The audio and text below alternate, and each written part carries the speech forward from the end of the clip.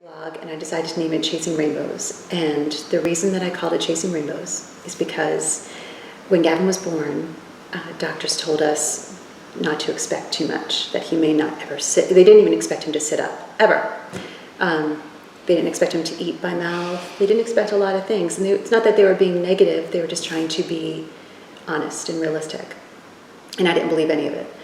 So Chasing Rainbows is an expression like, I just wanted to show people, like, don't ever let anyone tell you that you can't chase rainbows, because so when Gavin died, the blog really just blew up. I mean, people came from all over, and honestly, if I'm being completely honest, I mean, I'm not the most riveting writer. I don't even have the best grammar. I'm just not a writer.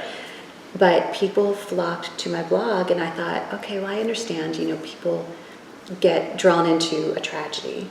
And I really, truly believed that after the funeral, people would just go back to their lives and move on. Yeah. But they didn't.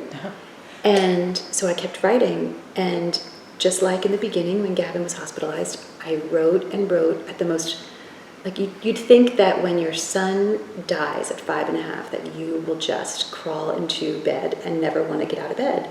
Yeah.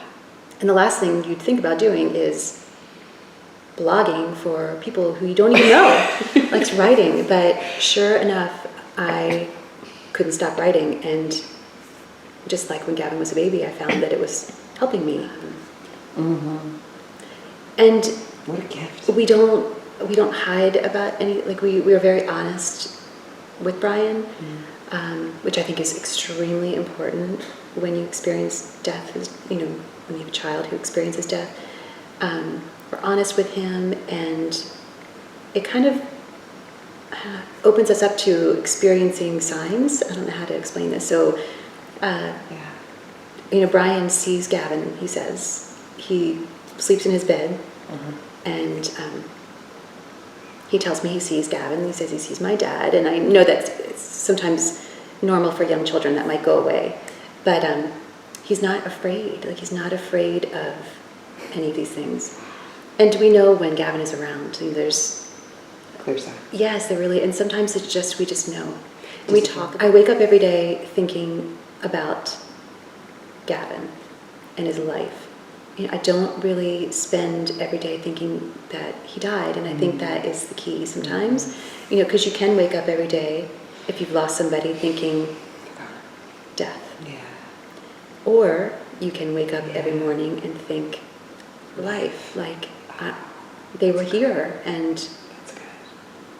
it mattered, and I'm changed, and look at all the things that I've learned from this person, and they prepared me to move, to go on and honor them with all the things that they gave me. Yeah.